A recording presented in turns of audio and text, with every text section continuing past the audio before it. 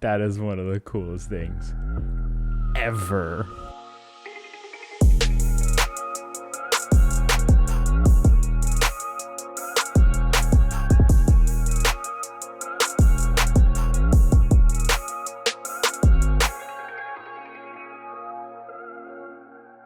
Hey guys, how's it going? Welcome back. This is going to be a different video from what I usually do with all my camera gear and whatnot. If you're seeing this on my FPV page, it's more FPV stuff. Now, this video isn't going to be a in-depth review about it, but more about my personal thoughts about the radio and comparing it to my very first ever radio that I bought, pros and cons between both, what I like and what I dislike about it. So the very first ever radio that I bought was the FrSky x9lite from FrSky, and this is around $80, I believe, if you go into Banggood, Get FPV, whatever page it is. Around like $80 or $90. That's not including the 18650 batteries that you need to buy with it, and also a charger because you can't smart charge with these guys. Also on the very back, I have my Crossfire module. This is the Crossfire Nano TX, I believe. It took me forever to find out that it actually made it, but they had Crossfire with it. One of the biggest things that I liked about this was that it was light.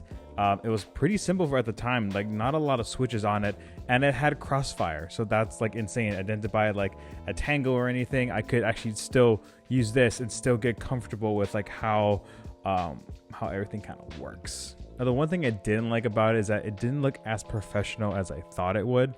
It is very plasticky. It does look like a toy.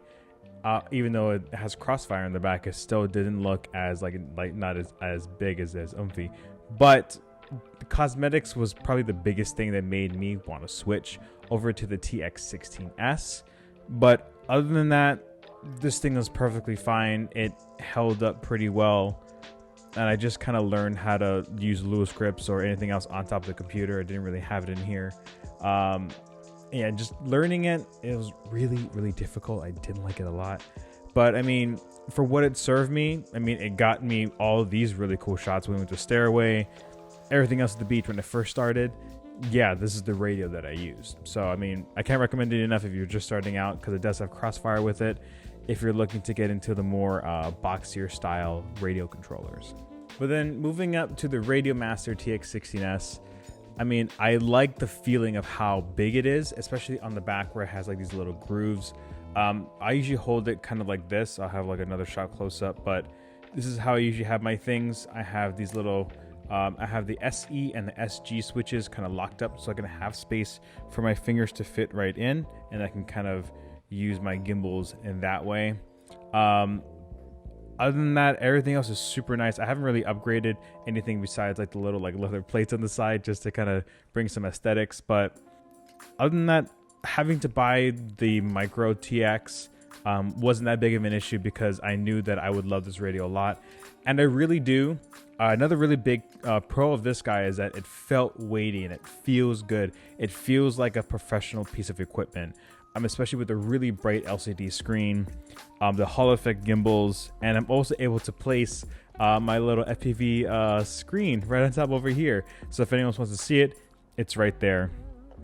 And of course, one of the bigger things that I showed in the beginning is that this thing is so customizable. I mean, I have my freaking logo in the front, and I have my own voice talking to me.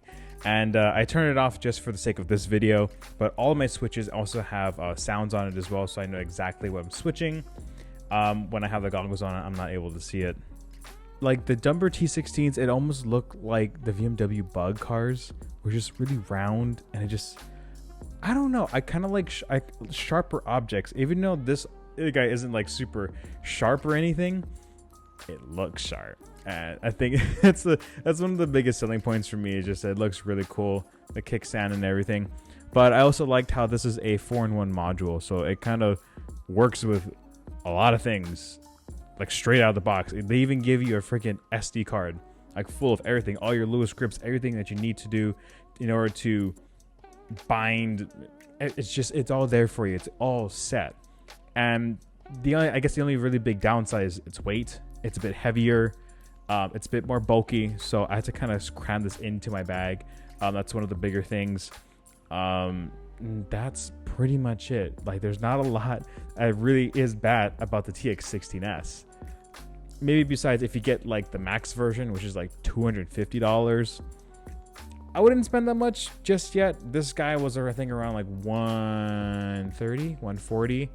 Hall effect gimbals are super good. They last a super long time.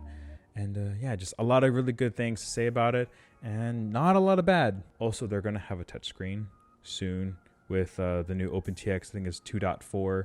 Right now, we're on 2.3.11, which is like, just make it happen already. It's just so weird.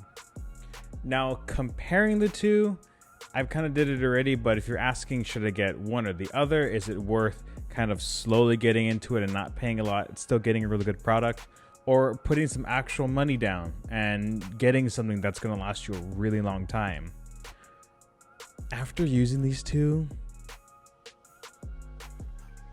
yeah, it's kind of a no-brainer.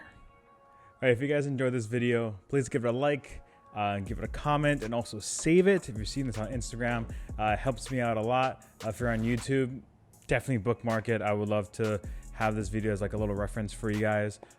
Any other videos that help me a lot with my decision of getting the Radiomaster, I will leave it in the description. If you're seeing this on Instagram, I'll also put it down there, probably the title. And then on YouTube, the full links are going to be over there. And yeah, it's so slick. It's so cool. I love it.